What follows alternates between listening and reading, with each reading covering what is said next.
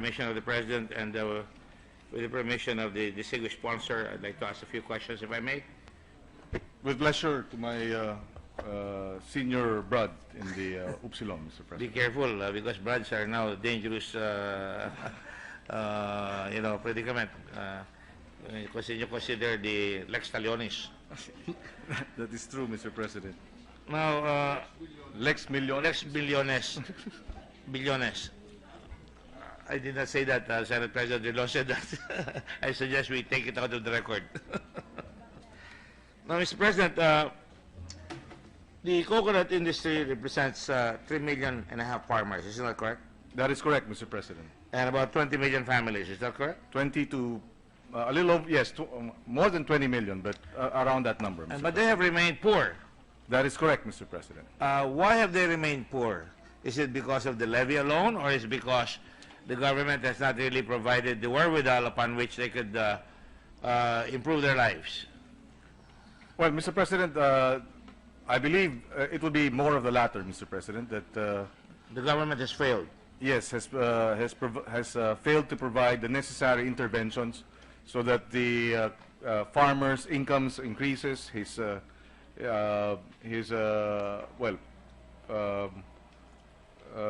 latest technologies are employed so that there is value adding to the product. By and large, Mr. President, the main crop is still copra, and copra is the lowest in terms of value adding for the coconut industry, Mr. But of course, there are other things that make that happen. For example, is there still a monopoly within the coconut industry that corners the price of coconut meat, for example? Mr. President, I'm not aware of a monopoly per se, but I would like to think, Mr. President, that the big traders. Excuse me, I understand that there are three. I'm still trying to get their names. There are 3 or 4 big buyers of copra meat that manage to keep the prices low and keep the people poor. They buy low and they sell high, or they process. That is possible, Mr. President. Yes, there are big players that purchase these products, Mr. President, and are able to bring down the price, because also the farmer, the average farm size, Mr. President, would be around a hectare or a hectare and a half. Our coconut farmers precisely also don't have the clustering which will allow them to have economies of scale. And so therefore, Mr. President, they are at the mercy of the traders and the buyers, Mr. President. I think it's important that we understand the whole business of the coconut industry, because a lot of people depend on it, and they remain poor, and they have been, as you say, exploited. I don't know whether you can term it such, because now they are rich by about 90 billion pesos. Well, 100 billion, 90 to 100, yes, Mr. 100 President. billion and change, yes. That's correct, Now, Mr. the President. ladies behind you, are they from the Philippine Coconut Authority? No, they are from my staff, Mr. President. Is there anybody from the government representing the coconut industry? Not today, Mr. President. Well, I ask that because it's important for us to know what ails really the coconut industry. If there are people who are cornering the market and keeping our farmers low, and we know, you and I, the gentleman knows as much as I do, that there are people who corner rice, who corner sugar, and coconut. Yes. And I just wanted to find out, and I hope that you would favor me, the gentleman would favor me with an information on who these people are, so that we could really We will. unpeel this very, very bad banana. We will do so, that's Mr. being President. placed upon us. We will do so, Mr. President. Thank you. Now, when you talk about the coconut industry, how much land does the coconut constitute the coconut industry in this country? Around 3.5 million hectares, Mr. President. And how much does Indonesia have? We don't have the information now, Mr. President, but Yes, I'm sure. it would be much larger, Mr. President. Yes, I understand that I've been asking around that Indonesia represents at least 3.5 times or 4 times much more than the coconut industry of the Philippines. And yet, when you look at the production of coconuts, Indonesia produces 18.3 million tons of coconut, and the Philippines is the second in Asia, and they represent 15,353,000 metric tons, which means that with limited land, at 3 million, we're able to produce, and the chart will show you, much more than in Indonesia that has plenty of land. I think it speaks for itself. Yes, Mr. President, that is correct. So it really means that we're not really paying attention to the productivity and the value added that must go into coconut industry, the many products that it produces that can make people rich. We are sticking to the tingi market. Kumbaga ko na yung patingi-tingi pero yung talagang medyo dapat pasukan ay dapat hindi na papasok. Bakit ho kaya? Why is that so? Mr. President, again, because of the lack of support for the farmer, they are limited to the raw, supplying the raw material, which is precisely the copra. The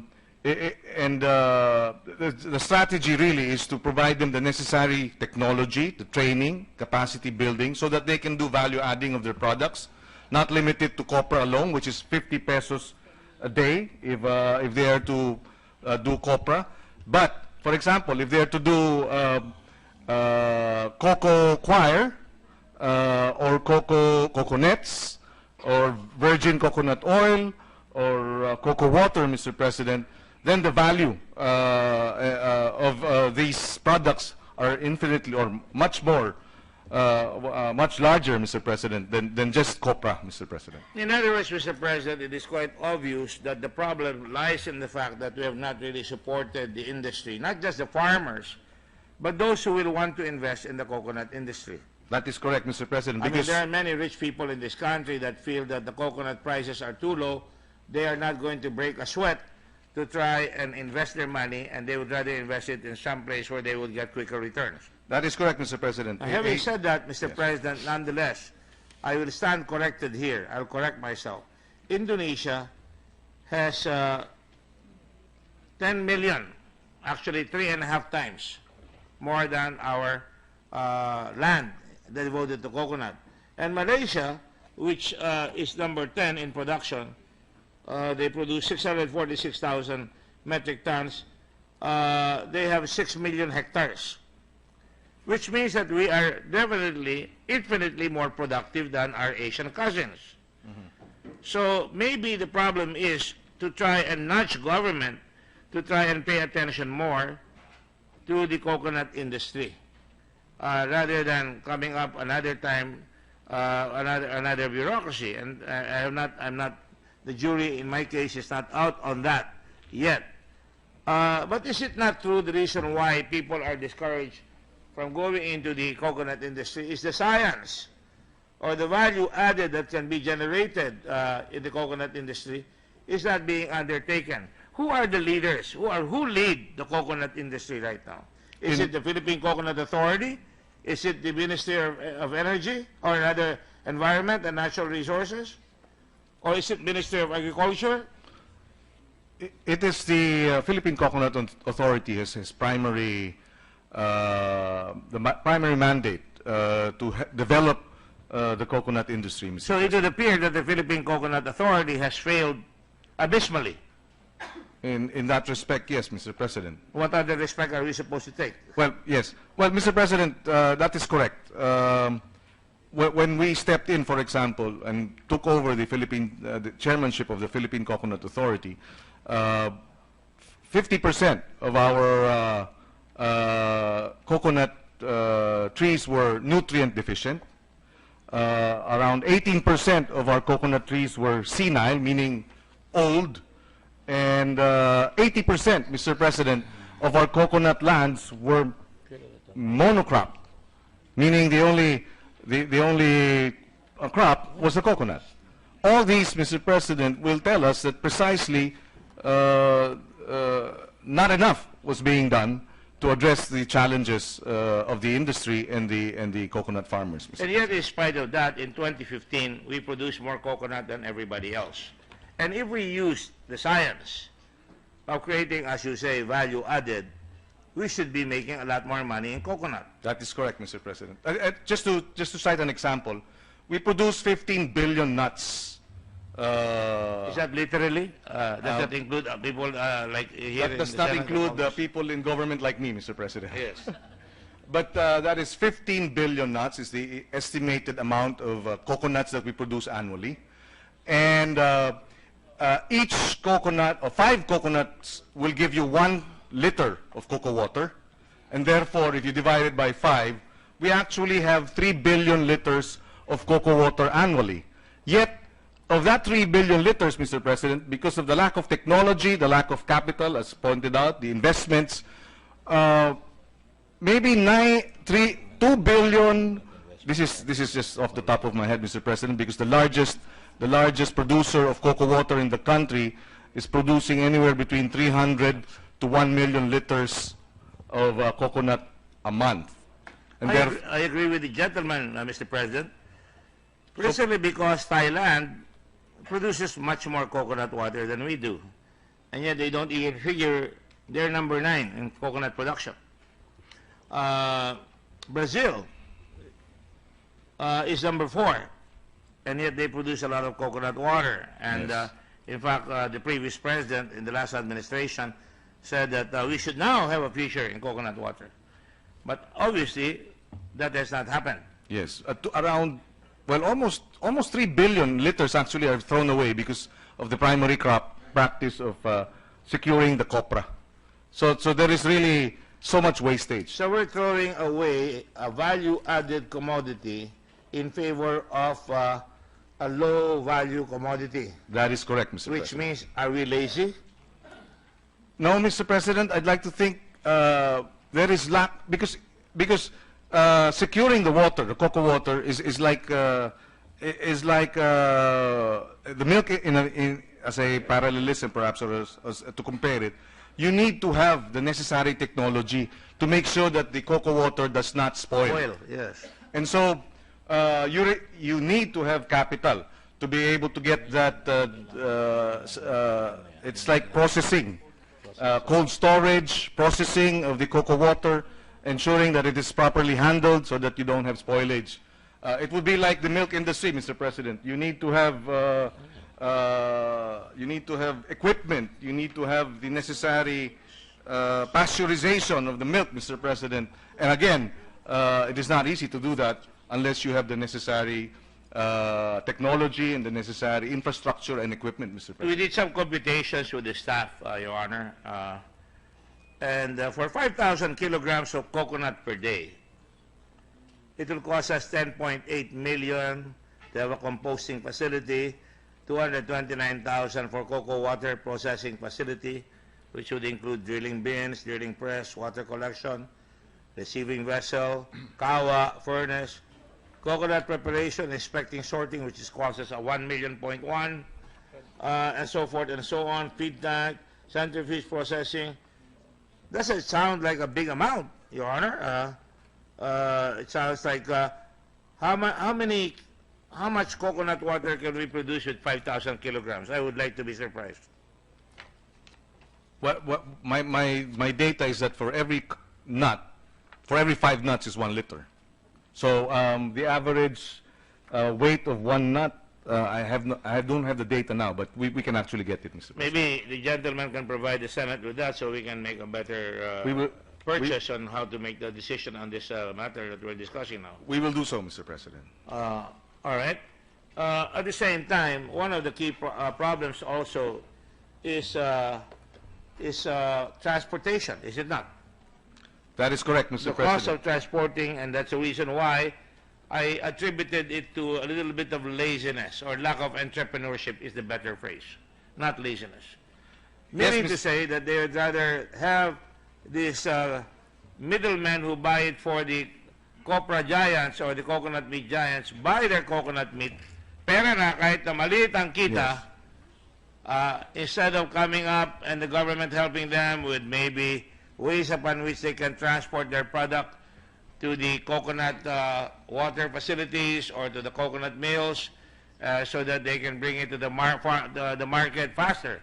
Would that be correct? That is correct, Mr. President. The challenge really, Mr. President, is to cluster these coconut farms. Because if they are clustered, for example, you have an average farmer would have 1 hectare. So if you have 50 hectares, then that will mean 50 farmers coming together.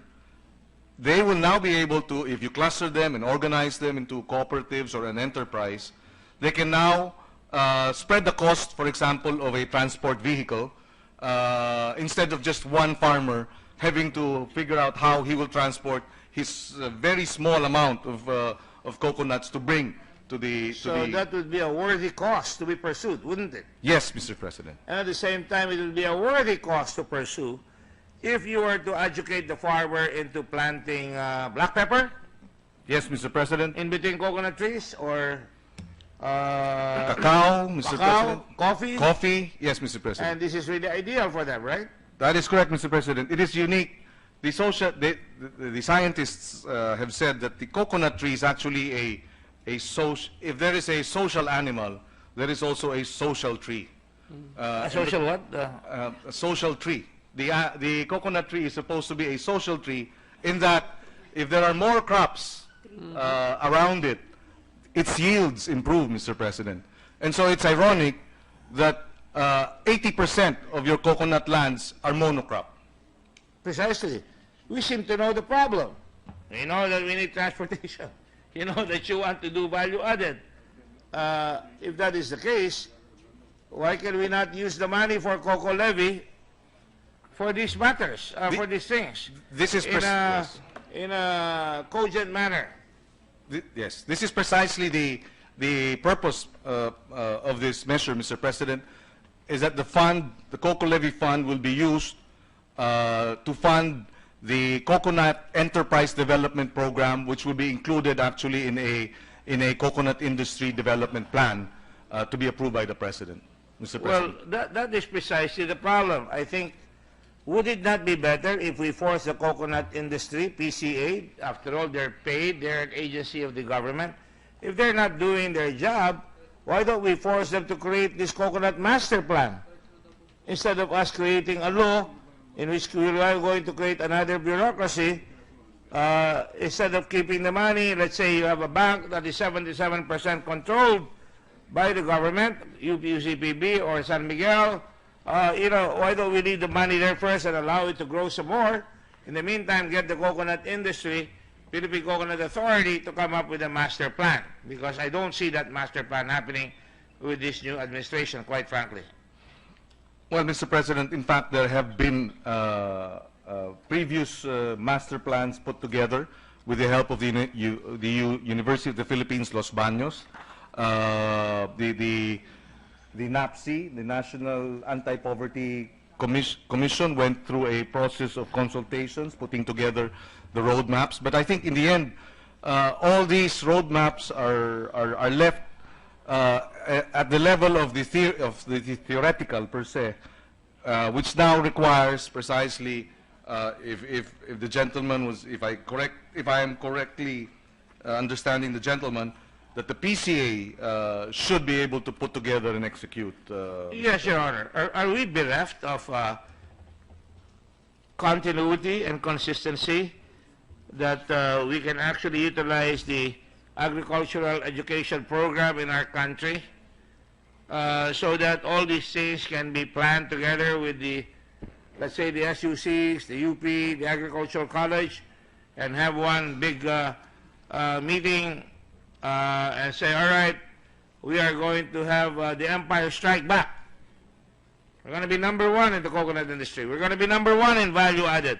We're going to have a plan so that the farmer will have that ability to live himself by his own bootstraps, allow him to get, multivariate crops so that he could do that.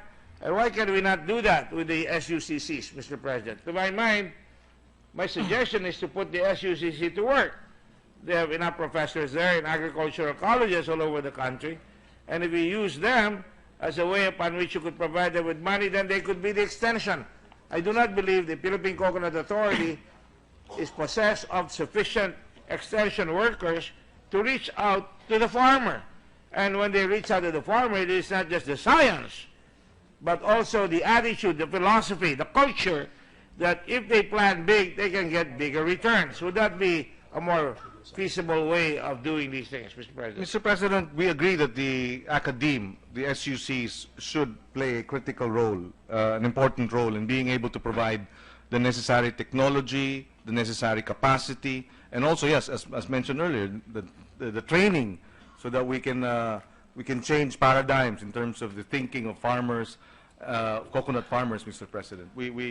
In fact, the Trust Fund Committee precisely is tasked to execute or implement the development plan, which should include the role of SUCs in the coconut enterprise development programs, Mr. President. That's precisely why my problem is I do not want to create another bureaucracy when there is already a bureaucracy tasked to handle that. And in fact, they were preempted by the private sector masquerading, let us say, somebody is a group that would be good for the farmer. I don't know. I don't know if the jury is out there yet already. You cannot argue. You cannot argue with success. They have 100 billion. They have a bank that is controlled now by the government. They built the cultural center, the Coconut Palace, and many other things. Of course, these were extravagance to some people, but nonetheless, there are things that can be seen from the Coconut Fund that was utilized.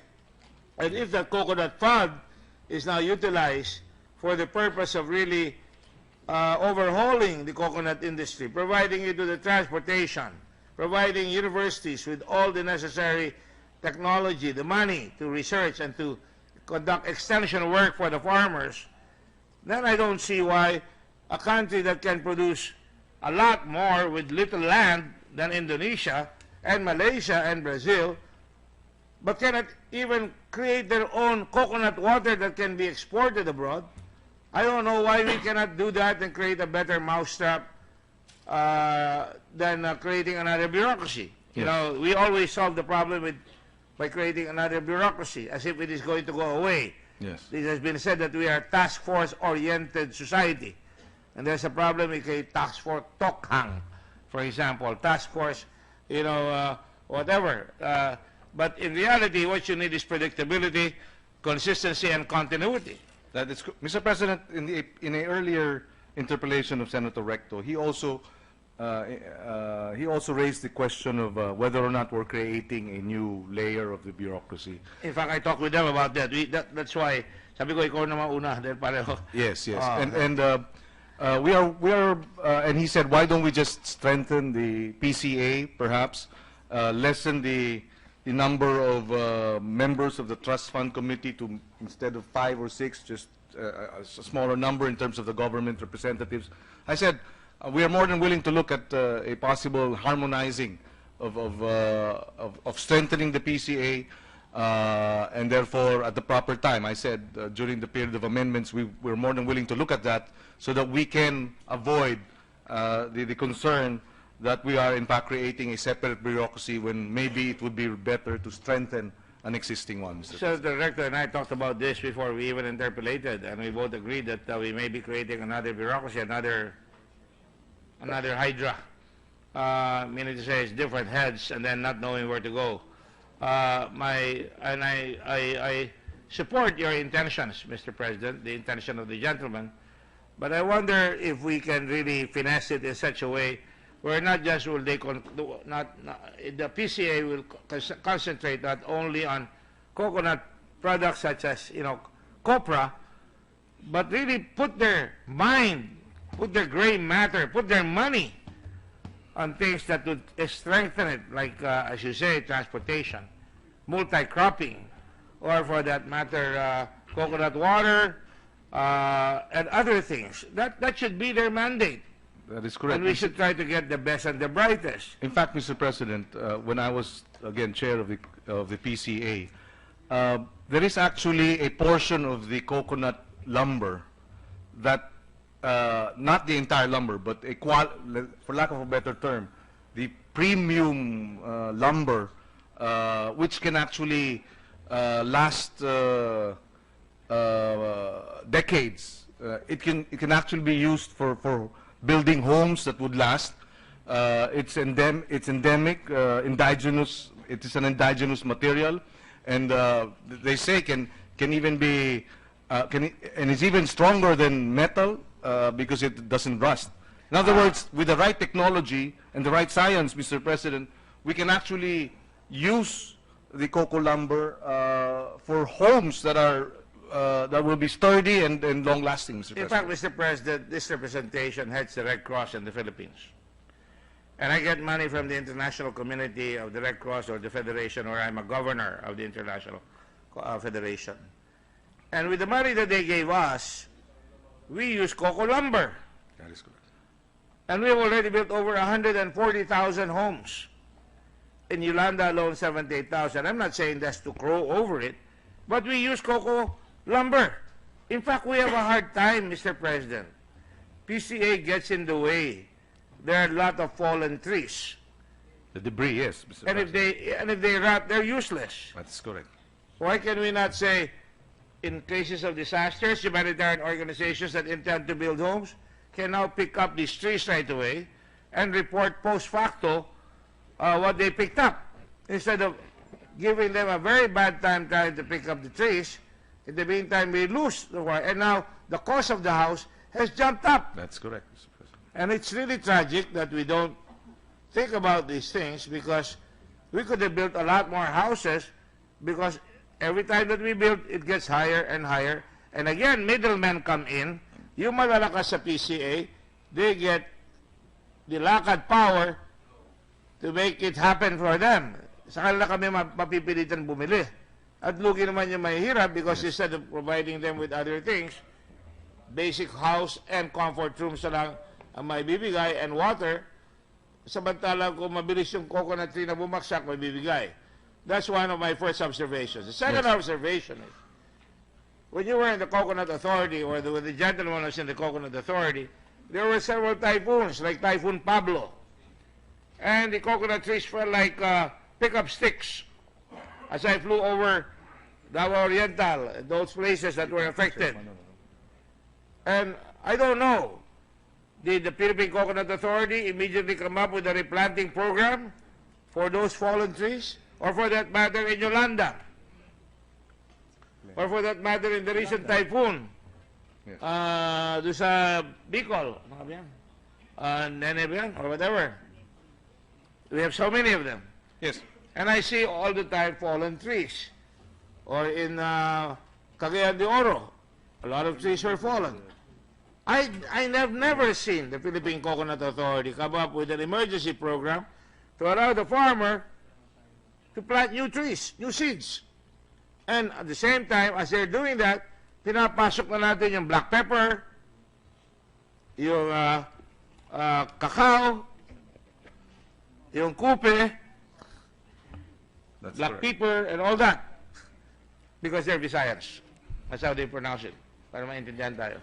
That's- But that is the case, Mr. President. Yes, Mr. President, we agree. In fact, for the information of the good senator, I came in after Pablo as chairman of the PCA and after Yolanda, and we were surprised to, as I came in, there was still 1.8 billion. I came in 2014, Mr. President. There was still 1.8 billion worth of Yolanda funds that had not been spent because, well, for some reason, and that's why we had to do some catching up. There were like 10 million trees that were felled by Yolanda, and it took some time, Mr. President, before the debris clearing was undertaken, but we had to fast-track it. And we had to employ, as correctly pointed out by the good senator, it was slow. And we had to employ a new technique, and we had to ensure a new technique in cutting these trees so that we could finally clear these Yolanda-stricken areas in Region 8 of the debris. And we were able to achieve it, Mr. President, but it meant that I had to go to Region 8 every 3 weeks for 3 months or 4 months just to get the latest in terms of the debris management in terms of debris targets. We really had to push the PCA to move, and and when they knew that I would be back 3 weeks later, I would ask for updates. That forced their hand in that respect, Mr. President, and had to deliver. So in reality, Mr. President, it is up to the leadership. We That can is correct. create another bureaucracy, pero kung marupok ang leadership, mahina ang leadership, wala mangyayari. So kailangan talaga, you need a whip, so to speak. That is correct, Mr. President. In the Para same, magawa lahat yung program. Because I'm looking at the budget of the Philippine Coconut Authority, and there's a report here that says PCA was found to be underspending when their allocated budget expanded to 4 billion per year in 2014 to 2015. The agency lacks the capacity to absorb and utilize large funds. yes, Mr. President. So having said that, it might be a better way, a better mousetrap, if we delegate some of these powers to the SUCCs in the area so that they can immediately use the funds and make them accountable as we go along. Would you agree with that, Mr. Chairman, Mr. President? Mr. President, we are willing to see the proposal to be able to strengthen or expand or provide the necessary synergy between the PCA and other agencies or offices like an SU. In fact, Mr. President, even as I speak here, when we try to solve the so-called EJK killings, and we have that all the time, it would be the recommendation of this representation, and I've asked if I could ask the Majority Floor Leader and the President if I could already sponsor what we have recommended, and if we could pass on the report of the Committee on Justice, so I can already sponsor, for example, surveying every killing in every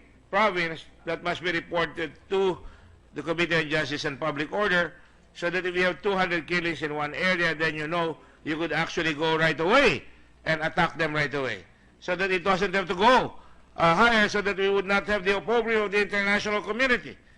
And I would like to reiterate that as a commercial here while I'm conducting my interpellation. And I can see, and I'm glad that both gentlemen, the President and the Majority Floor Leader, are nodding their heads, because we really have to see our way clear in making this decision. And going back to the matter at hand, if you had the same situation here, if you're able, let's say, to give the SUCCs the kind of money that they would have, and they would have a scorecard at every month, every quarter, they will be able to report how many farmers they have educated, how much have they distributed in terms of black pepper or cacao or coffee.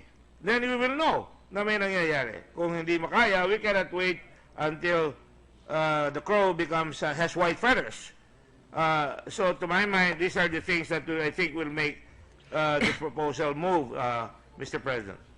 Mr. President, we will, at the proper time, we will look at the proposed amendments as to how, in terms of structure and organization, and we are more than willing to make the necessary accommodations. Just to thank you, Mr. President.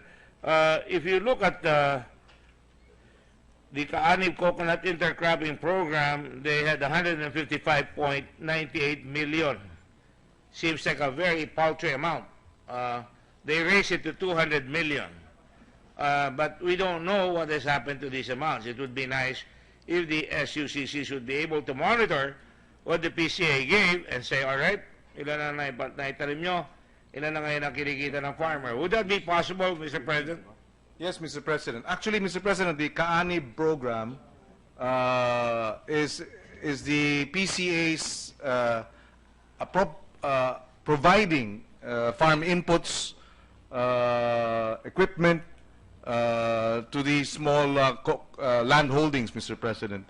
So that amount of 200 million would include decorticating machines, fertilizers, ano pang binibigay nila? Seedlings, Mr. President, and the like. We're more than willing, again, Mr. President, to look at the proposed amendments in order for the strengthening of the organization, Mr. President, to achieve that. Just a point of information for the body, Mr. President. We lost 15 million trees in Yolanda alone. That's an awful lot of coconuts. 15 million trees in Yolanda alone. And that is in a very poor community, which Yes. explains why among the poorest provinces, coconut regions are represented by 4 provinces, including Tacloban, Maguindanao, Leyte, ano ba? Southern Tagalog, Quezon, Bicol. Bicol. So you can see there is the urgency needed to address this problem. Yes, Mr. President. I would support the gentleman if we would go and push harder so that we can get life change. You know, politicians always say life will change. But, you know, the president cannot do that alone. Yes. Congress can do that, and we should, you know, make sure all our bases are covered so that you can seal all the holes where the rats in this country can go in and out and do their plunder upon us. And so having said that, Mr. President, let me just go back now to an old issue. And this is the matter of the people who were contributed to the levy. I have here documents from the United Coconut Planters Bank that appears to be like shares of stock. And this was in return for, this was taken from Unicom, UCPB, 54 shares, UCPB, 16 shares, to a certain Demetrio Reyes Tolentino, who gave 88 shares, 71 shares, or a total of 1,257 shares. I guess they are brothers, Demetrio Tolentino. No, they're one and the same. They have a total of 1,257 or 1,500 shares, Mr. President. And I have the documentation here. Can they now go back to the government? The government having said, the Supreme Court having said that this is in the form of taxes. Yes, Mr. President. Therefore, it belongs to the government now. Yes, Mr. President. So what do we do with the poor farmers who were swindled, so to speak, in quotes? Well, Mr. President, the Supreme Court ruling precisely said that the levy was in the form of a tax, and therefore it cannot be, it is government funds rather, and cannot be given to private persons in that respect, Mr. President. In fact, if I recall correctly, the Supreme Court also ruled that the issuance of these shares of stock was invalid, Mr. President. And therefore, well, the strategy really now should be, moving forward, is to get a survey of the registry of all coconut farmers and make sure that the fund will be made available to the development of the coconut enterprises, for example, and these farmers and their organizations will be the beneficiaries, Mr. President. Well, when the government says the issuance shares of stock were improperly done, this is right under the noses of the Securities and Exchange Commission, which means that these were a violation of the securities law. Would you say so? And which means that the government was remiss. And the theory being the government was not doing its job.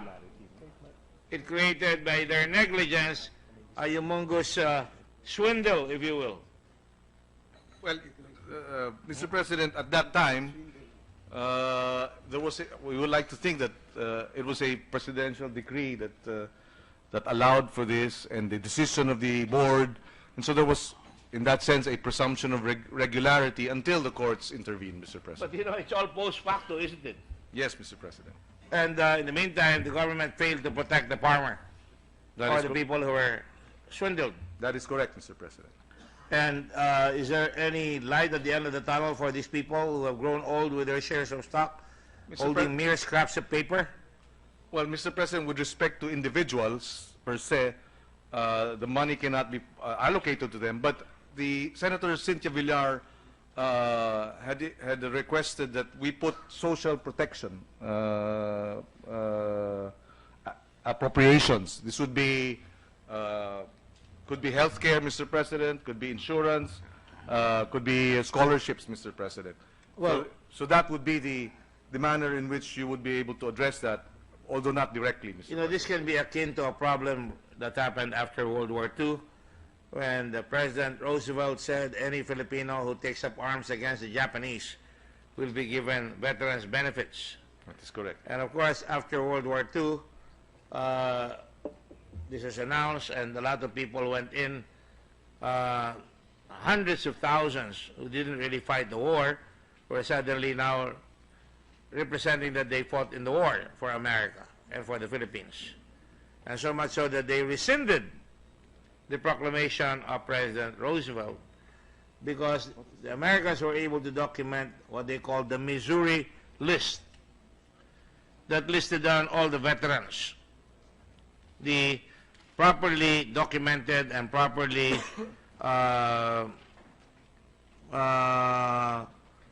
how do I say it, properly recognized veterans. Having said that, Mr. President, can we not do the same here? Well, Mr. President, I'm more than willing to look at a proposal, Mr. President, that should not be in violation, of course, of the ruling of the Supreme Court. That's why we felt that perhaps the social protection allocation, budgetary appropriation or allocation for social protection, such as scholarships, health care for our coconut farmers, would be one such track. But I'm willing to look at a proposal that, as long as it's consistent with and will not eventually be declared as unconstitutional, we're more than willing to figure out if such is possible, Mr. Well, President. Mr. President, I just want it out because I think I had to bring it out. You know, I have this bad habit. And I see things that are wrong, I don't keep quiet. And I always say what is in my heart. That has guided me well through the years of service to my country. And the times that I hesitated were the times I was wrong. So I will not hesitate on this matter. So thank you, very much, Mr. President, and I hope that you'll favor me with the amendments that we're going to propose so that we can have a better law insofar as this is concerned. Thank you, Mr. President. We will ask our committee secretary and our staff to coordinate with your staff so that we can look at how we can craft the amendments as manifested during the or expressed during the interpellation. Thank you, Mr. President. Thank you, Senator Gordon. Thank you, gentlemen.